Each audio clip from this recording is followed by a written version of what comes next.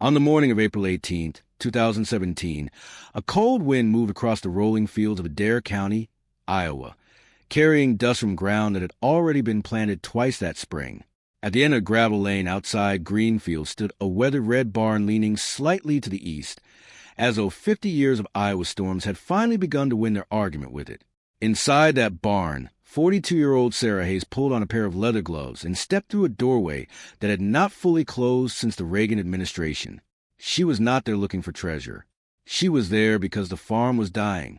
In 11 days, the property would be auctioned, the machinery would be sold, the buildings would be demolished, and the land that had belonged to the Hayes family for generations would pass into someone else's hands. The decision had not been easy. Her father, Walter Hayes, was 74 years old. Arthritis had curled his fingers. His knees hurt every morning. His hearing wasn't what it once had been, yet he still walked the same fields he had walked as a boy, slowly, quietly, like a man greeting old friends. Walter had farmed those acres for 48 years. Corn, soybeans, a few cattle, nothing fancy, nothing large, just enough. The kind of operation that rarely appeared in newspapers because nothing dramatic ever happened there. At least that was what people thought. Sarah stepped around broken boards and rusted tools. Dust floated through shafts of sunlight, cutting through gaps in the barn siding. Against the far wall sat the machine her father refused to sell, a 1954 John Deere 70 diesel, 6,000 pounds of steel, approximately 53 horsepower. Built during an era when tractors were expected to work all day and complain never. The faded green paint had become almost gray. The seat was cracked. The tires were old. Yet Walter still started it several times every year. Not because he needed to, because he remembered. Let me tell you about that tractor.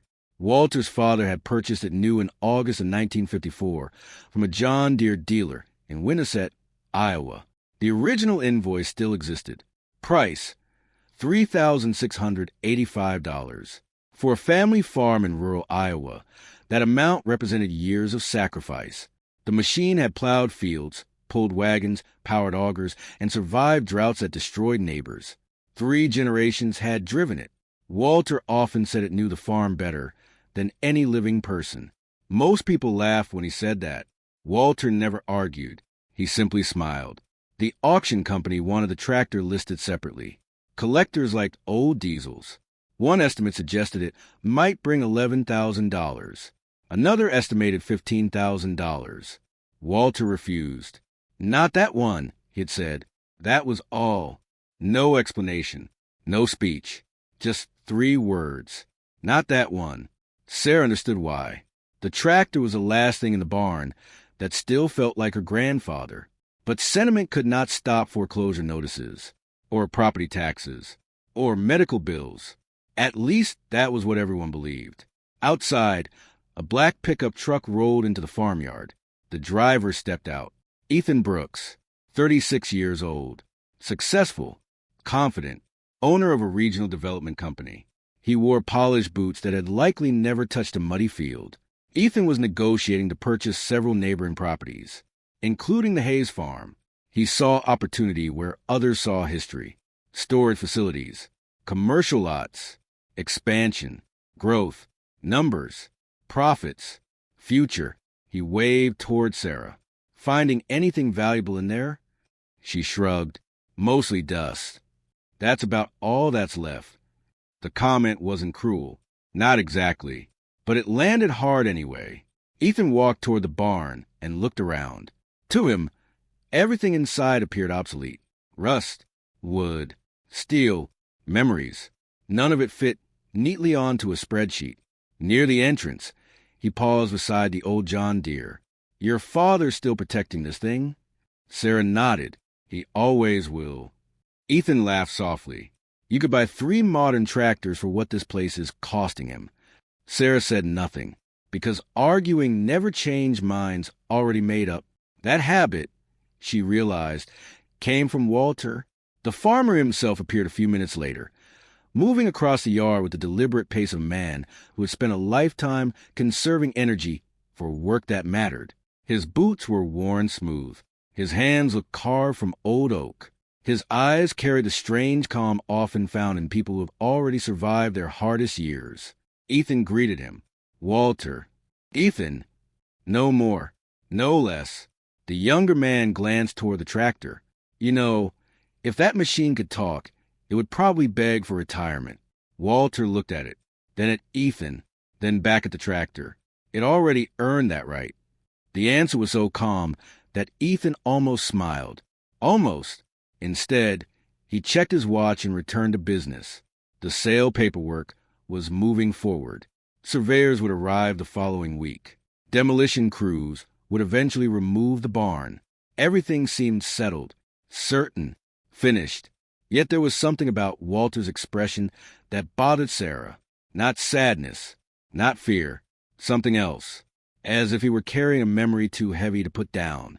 Hours passed. Sarah continued sorting tools, boxes, and decades of forgotten clutter. Behind the tractor, she discovered shelves hidden beneath tarps, then old milk cans, then wooden crates. Most contained nothing useful. The usual accumulation of farm life. Nails, bolts, receipts, broken parts, dust, so much dust.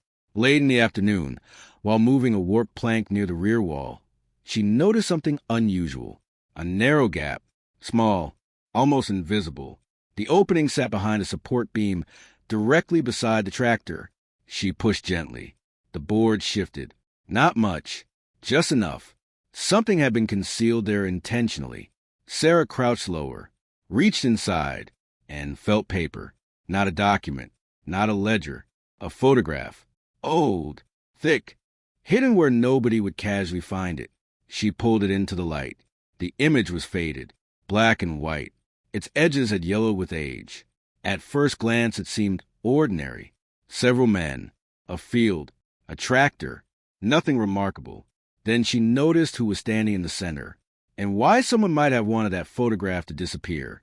At that exact moment, Walter stepped into the barn, saw the picture in her hands, and for the first time in anyone's memory, the color drained from his face. "What did you find?" he asked.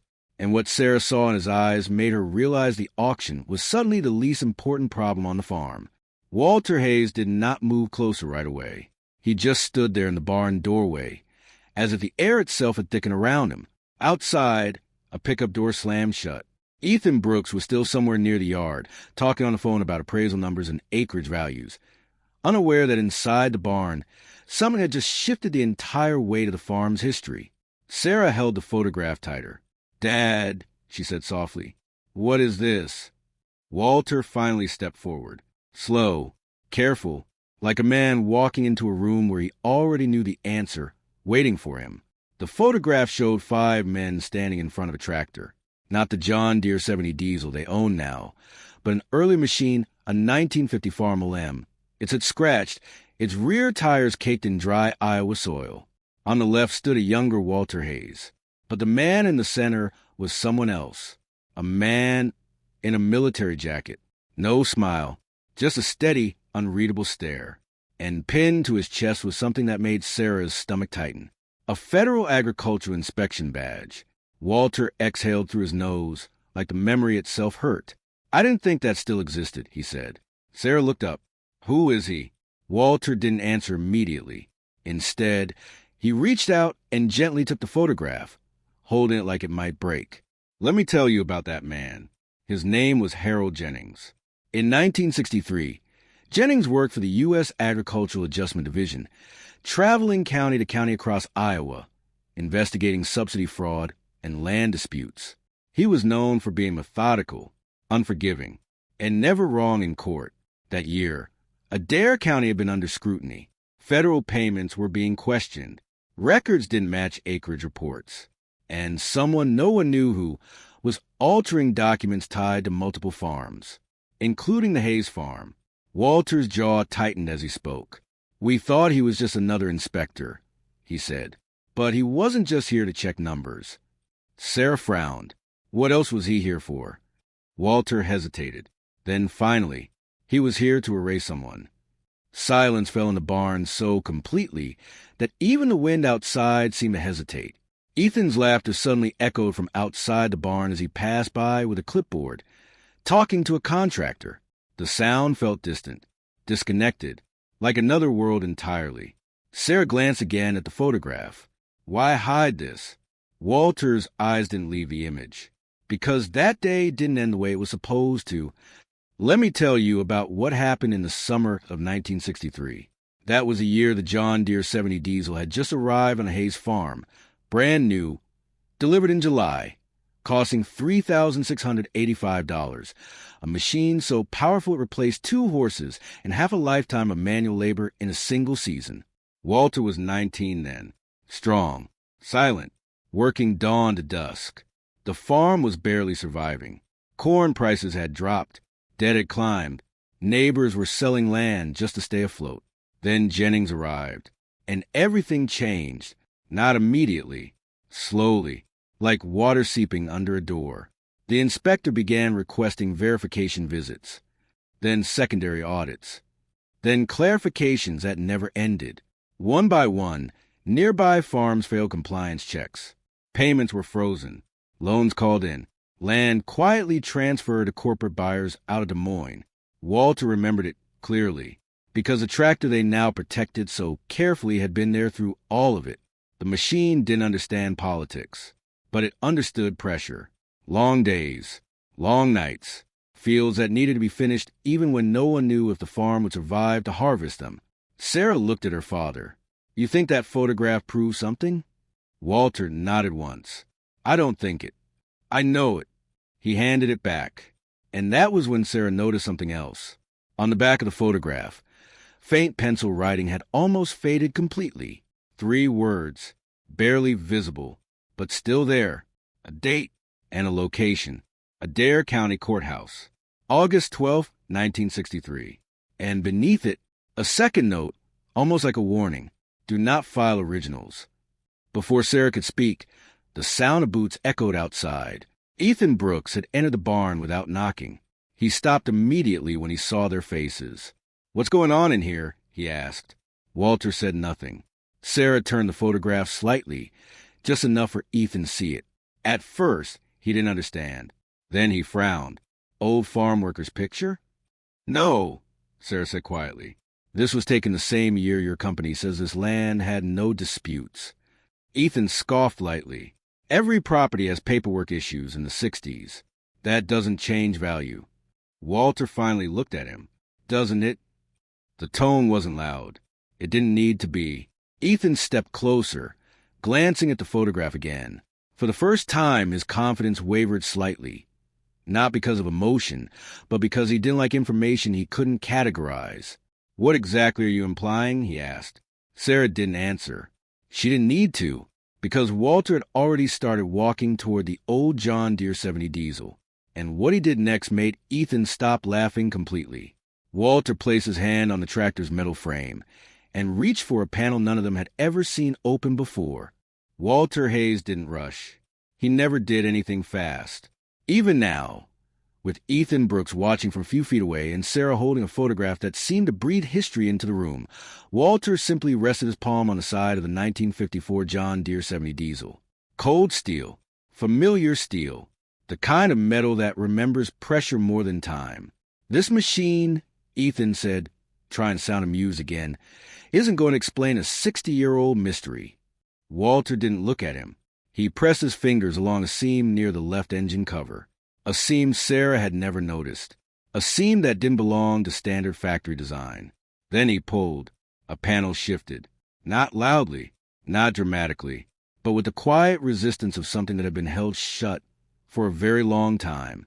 Inside was a hollow space. And inside that space was another photograph. Sarah inhaled sharply. This one was different, clearer, better preserved.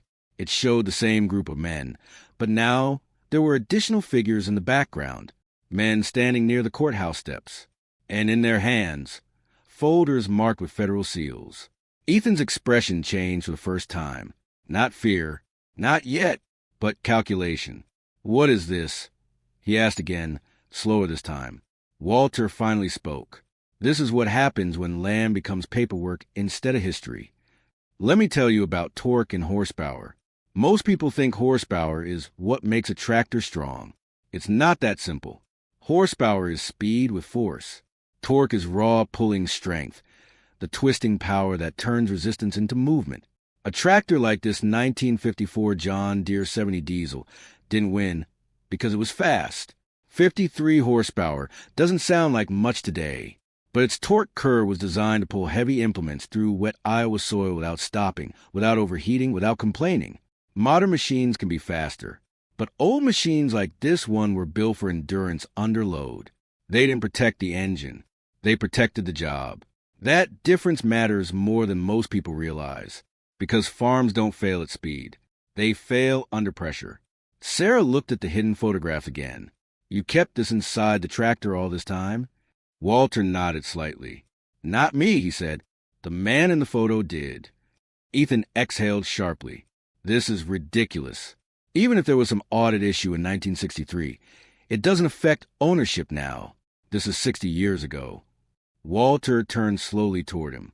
For the first time, there was something in his eyes that wasn't calm. It was certainty. Then why? Walter said quietly, Does the courthouse still have sealed records under my family's name? Silence hit the barn again. Not the peaceful kind.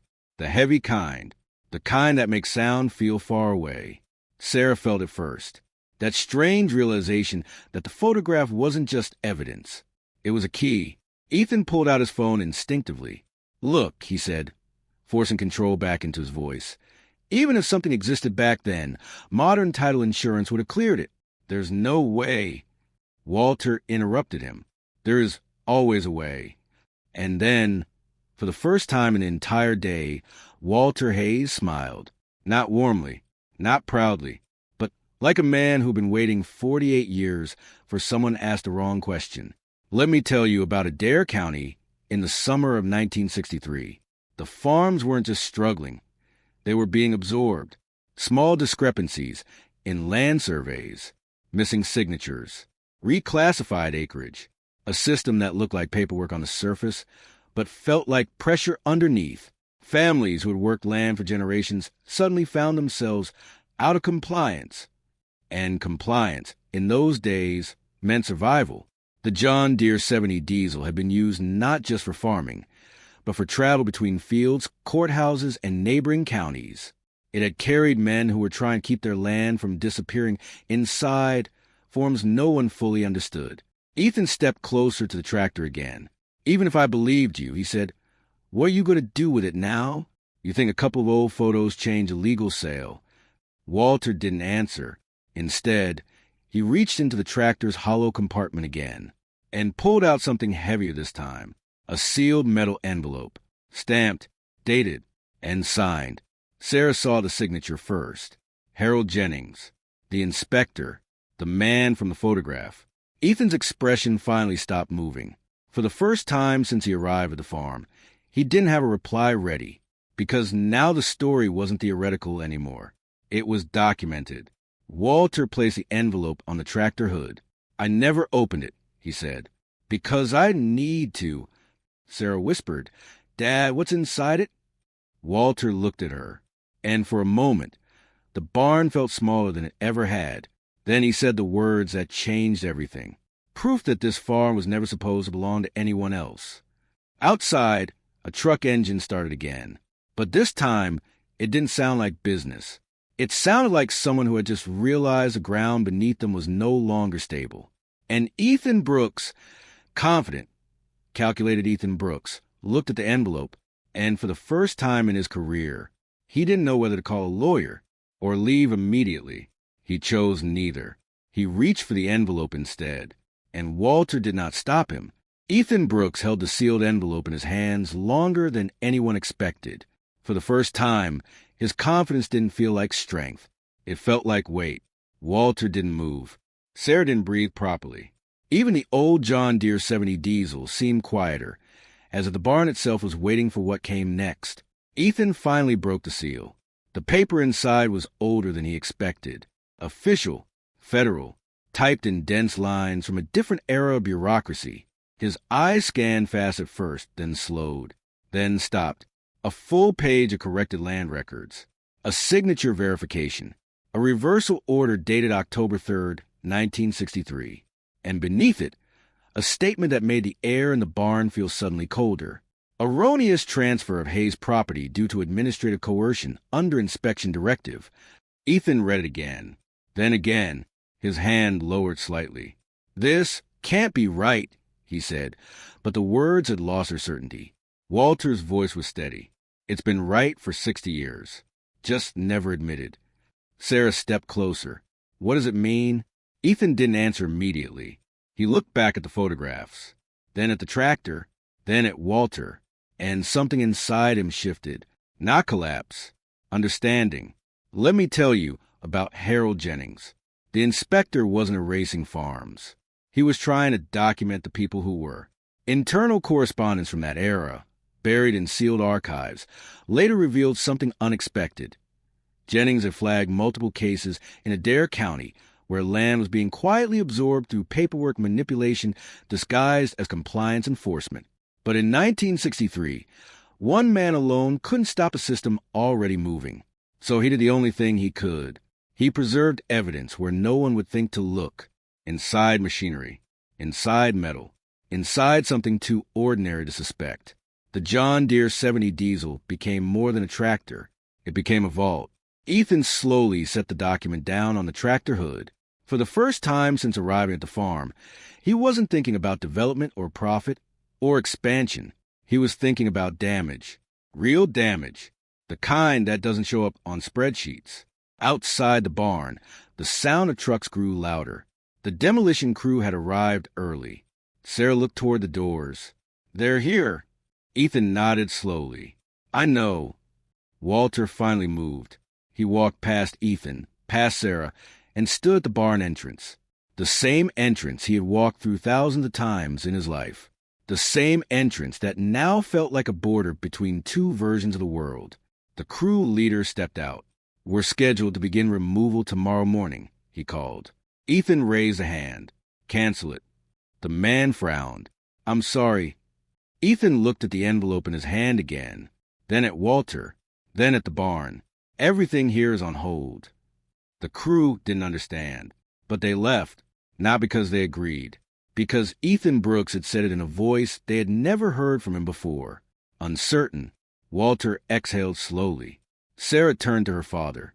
"It's over?" Walter shook his head. "No," he said quietly. "Now it's just beginning. Let me tell you what happened after that day. The county records were reopened. The sealed files were reviewed. And for the first time in decades, the Hayes farm was officially recognized not as disputed land, but as misclassified property protected under Federal Correction Statute 67B. The auction was canceled. The demolition permits were revoked, and the barn remained standing. Barely, but standing. Ethan stayed longer than anyone expected, not as a buyer. As someone learning what he had never been taught, he worked alongside Walter that first summer. Not in suits, in boots, real boots, the kind that sink into soil instead of avoiding it. Years passed, 5, then 10. Walter Hayes passed away peacefully in the spring of 2025, sitting on the porch as the same fields he had worked his entire life turned green for another season. Sarah took over the farm, and the John Deere 70 diesel never left the barn. It still started every spring, still pulled when needed, still carried the same weight it had carried in 1954. Ethan Brooks never built the commercial site he once planned. Instead, he helped create a land preservation initiative across Adair County, documenting farms that had nearly disappeared under paperwork confusion in the 1960s. And every year, he returned to the Hayes barn, not to inspect, not to negotiate, just to stand quietly beside a machine that had once held a secret strong enough to change everything he believed about value. One afternoon, standing in the same barn where it all began, Ethan placed his hand on the old tractor and said nothing for a long time. Then he looked at Sarah and simply nodded. No speech, no apology needed anymore, just recognition. Because some truths don't need permission to matter. They only need to be found. And in a world that moved on too fast, one hidden photograph had finally forced everyone to look back long enough to see what was never meant to be lost. Some things don't become obsolete. They just wait for people to remember why they were built. If you've ever known a person like Walter, someone who stayed quiet while the world got louder, someone who held on to something everyone else called outdated, share that story in the comments. I read every one. And if you want to hear about the abandoned Case 110 bulldozer that was pulled out of a creek bed in Missouri after 11 years underwater, still running when it surfaced, that story is next. And it's one you won't want to miss.